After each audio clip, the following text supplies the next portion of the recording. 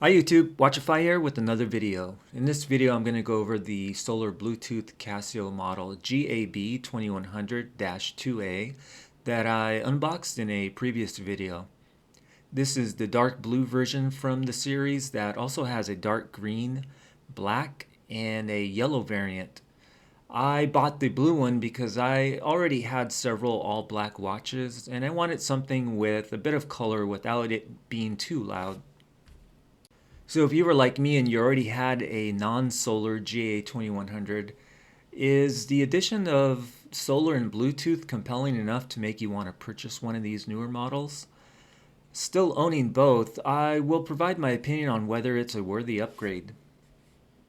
Dimensions remain the same with the newer series, which is a case size of 45 millimeters, a thickness of 11.7 millimeters, and a lug-to-lug distance of 47.5 millimeters.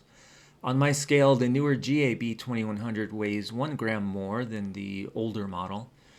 So if you were to only go off of the 45 millimeter case size, you would think that this is a large watch, but on wrist it doesn't wear like one. Other basic specs and features are 200 meters of water resistance, a carbon core guard, world time, stopwatch, timer, alarm, and a white LED backlight. So if you're the type that just likes owning one watch, this one pretty much does it all. It retails for 150 US dollars on the G-Shock website, but you can find them for around $25 less than that from sellers on eBay, for example. This is about a $50 price premium over the battery-powered models, which start off at $99 retail. The dial on this watch is very similar to the older model in terms of design, but there are still a few differences. This one has tough solar and Bluetooth wording just above the LCD window, and I like how they didn't color the wording like they did on the yellow and black versions of this watch. The sub-dial now serves a dual purpose of letting you know which mode you're in and also the battery charge level, whereas before it just indicated the day of the week. The sub-dial hand on this watch and the dark green version are partially colored to match the case color. Due to the solar movement, you can see that the dial surface has a different texture, with it now being a sunburst radial finish.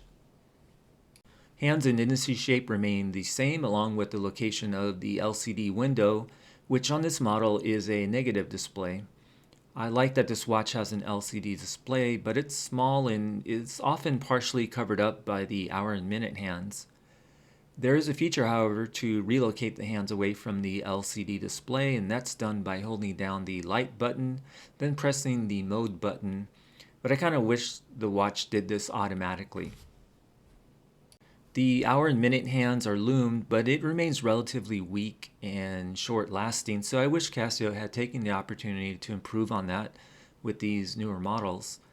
This watch has a regular flat mineral crystal covering the dial, and the fact that it sits below the bezel means that it's less likely to receive an inadvertent impact.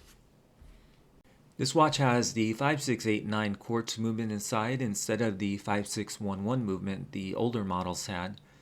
It still has an accuracy rating of plus or minus 15 seconds a month. I'm the type of person that likes my watches to be as accurate as possible, so I found the older models' gradual gaining of time a bit annoying.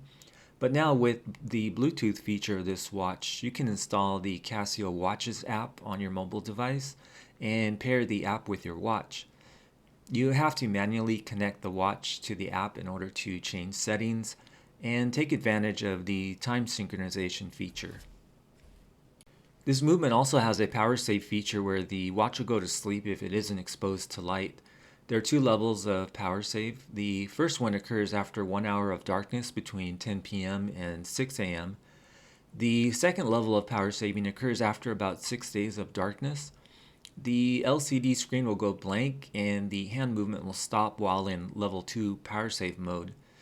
In order to wake up the watch, all you need to do is expose it to light and the hands will adjust automatically to match the current time. The caseback on this model has a smaller carbon core guard logo and a lot more wording along the outer edge listing various watch information. The resin strap design remains unchanged and still features quick release spring bars. This model comes with a stainless steel pin and buckle. There are not as many colorway varieties of this solar line as the regular battery-powered line, but I'm guessing Casio plans on adding more soon. So if you're interested in buying the Casioak and don't yet already own one of the older models, I would say it's worth spending $25 to $50 more to get the solar and Bluetooth models, as long as you like one of the 4 colorways.